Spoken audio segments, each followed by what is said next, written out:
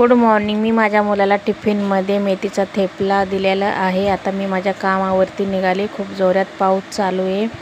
कामावरती यायचा खूप कंटाळा आला होता, पण काय करणार, यावंच लागलं.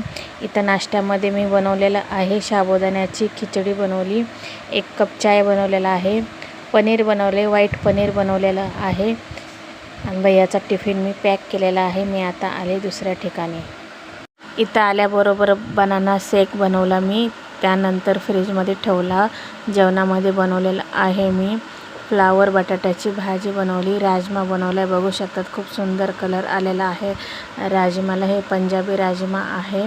त्यानंतर नाश्त्याला मी बनवलेला आहे शेवया बनवलेला आहे, राईस बनवलेला आहे, 2 चपात्या बनवल्या तूप लावून आणि दीदीचा टिफिन मी पॅक केलेला आहे. मी आता आले दुसऱ्या ठिकाणी. पाहू शकताय पाऊस चालूच आहे. पाऊस काय थांबायचं नाव घेत नाही आहे.